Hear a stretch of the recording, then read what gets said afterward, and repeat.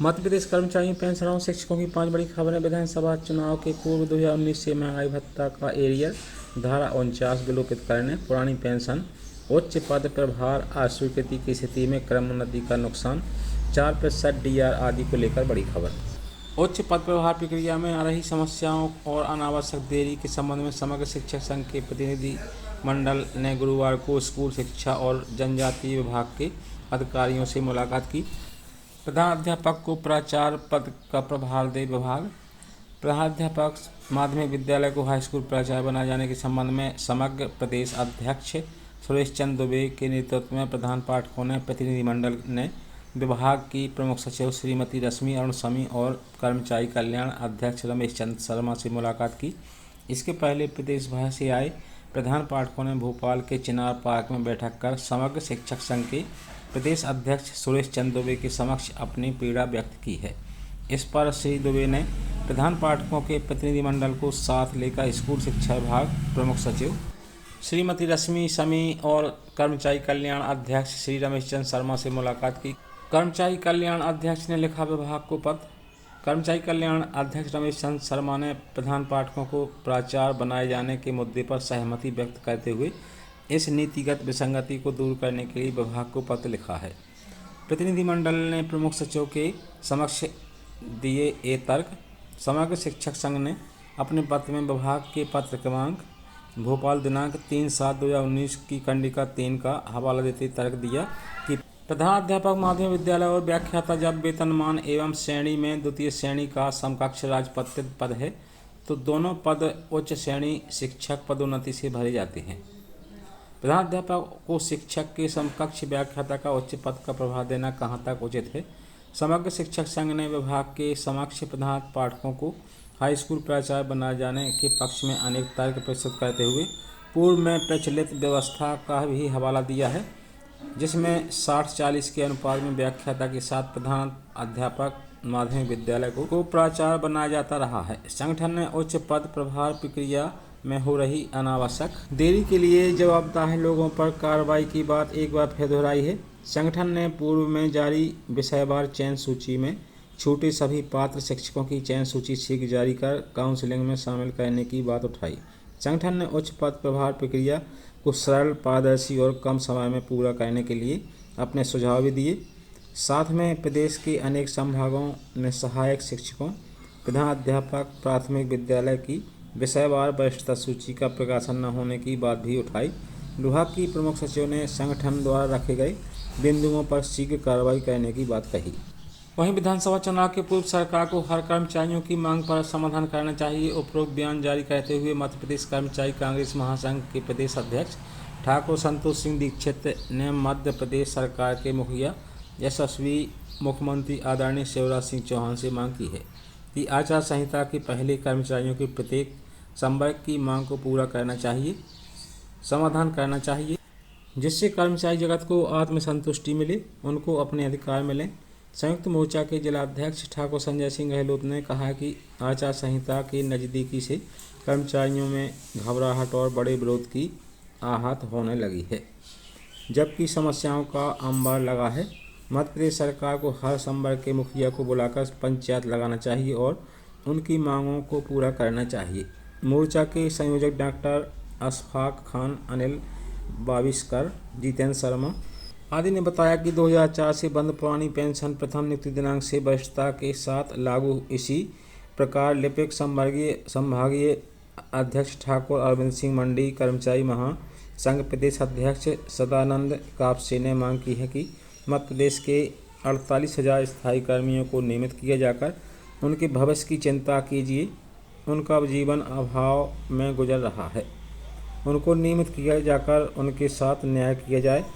इसी प्रकार मध्य प्रदेश शिक्षक कांग्रेस के जिला अध्यक्ष संताराम निमोरकर धर्मेंद्र चौकसी ने कहा कि शिक्षक संवर्ग की मांगें को पूरा किए जाना, शिक्षक संवर्ग का भी भारी नुकसान हुआ है।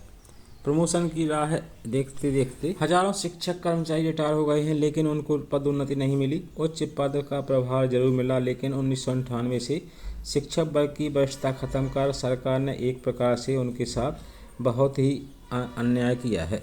संयुक्त मोर्चा के जिला अध्यक्ष ठाकुर संजय सिंह गहलोत ने बताया कि इस तकनीकी खामियों को दूर किया जाना चाहिए, क्योंकि अगर कल को पुरानी पेंशन लागू होती है तो उनका इसमें सबसे ज़्यादा नुकसान होगा। वरिष्ठता नहीं लागू होती है तो प्रशासन के अत्ताउल्लाह खान ने बताया कि 2019 से महंगाई भत्ते की किस्त नहीं मिलने के कारण सेवानिवृत्त कर्मचारियों का बहुत बड़ा नुकसान हुआ है और धारा 49 को विलोपित कीजिए। शनिवार को मध्य प्रदेश कर्मचारी कांग्रेस की बैठक आयोजित की गई, जिसमें कई मुद्दों पर चर्चा की गई। बैठक की अध्यक्षता जिला अध्यक्ष नरेंद्र पांडे द्वारा की गई, जबकि मुख्य अतिथि के तौर पर राजकुमार तिवारी संभागीय अध्यक्ष उपस्थित रहे। बैठक में जिला कार्यकारिणी का गठन एवं तहसील कार्यकारिणी का गठन कर अंतिम रूप दिया गया। वहीं बैठक में कर्मचारियों की आवश्यक मांगों का निराकरण कराए जाने बिंदुवार चर्चा हुई, जिसमें प्रमुख रूप से लिपिकों की वेतन विसंगति, मंत्रालयीन कर्मचारियों की समान ग्रेड पे दिया जाए, 2005 के बाद नियुक्त शासन के अधिकारी कर्मचारियों को एनपीएस बंद कर पुरानी पेंशन बहाल की जाए।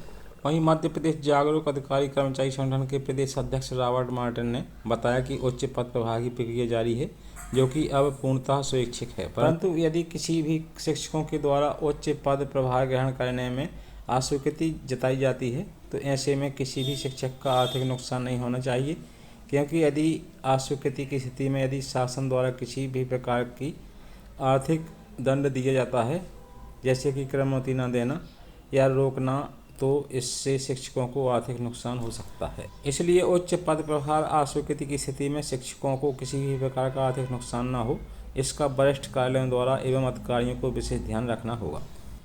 संगठन ने शासन से मांग की है कि उच्च पद प्रभार प्रक्रिया में शिक्षकों द्वारा अस्वीकृति की स्थिति में किसी प्रकार का आर्थिक नुकसान न हो। मध्य प्रदेश के 15,000 नवनियुक्त प्राथमिक शिक्षकों की नौकरी खतरे में, सुप्रीम कोर्ट का असर। सरकारी स्कूलों में प्राथमिक शिक्षक भर्ती को लेकर सुप्रीम कोर्ट ने योग्यता के विवाद पर फैसला सुना दिया है। सुप्रीम कोर्ट ने स्पष्ट कर दिया है कि प्राथमिक शिक्षक के लिए बीएड की डिग्री अमान्य है। उम्मीदवार के पास डीईएड अथवा उसके समकक्ष पाठ्यक्रम की डिग्री होनी चाहिए।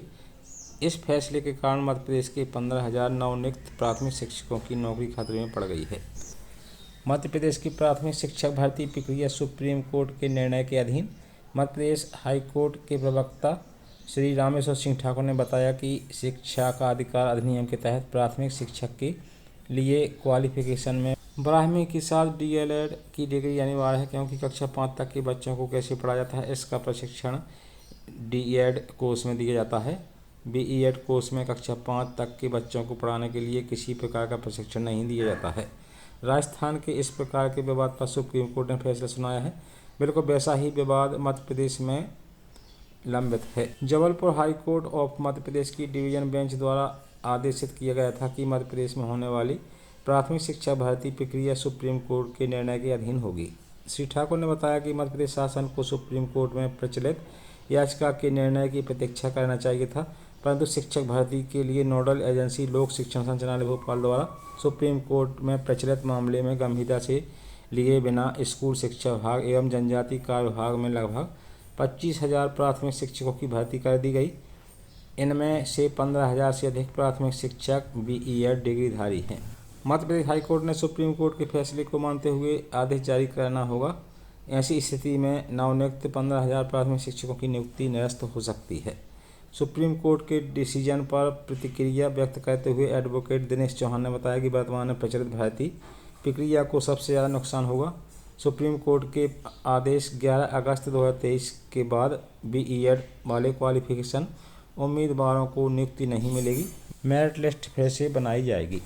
छत्तीसगढ़ मध्य प्रदेश की पेंशनों को महंगाई राहत के लिए मध्य प्रदेश की सहमति का इंतजार। मुख्यमंत्री भूपेश बघेल द्वारा की गई घोषणा के अनुरूप छत्तीसगढ़ के सेवानिवृत्त शासकीय कर्मचारियों को महंगाई राहत में 4% की बढ़ोतरी के लिए प्रक्रिया शुरू कर दी गई है। मध्य प्रदेश पुनर्गठन अधिनियम के प्रावधानों के अनुसार घोषणा पर शीघ्र अमल के लिए छत्तीसगढ़ शासन ने मध्य प्रदेश शासन को सहमति के लिए पत्र लिखा है। वर्तमान में मध्य प्रदेश शासन की सहमति के आधार पर राज्य के सेवानिवृत्त शासकीय कर्मचारियों को देय पेंशन पर 1 जुलाई 2023 से 38% के मान से महंगाई राहत का भुगतान किया जा रहा है।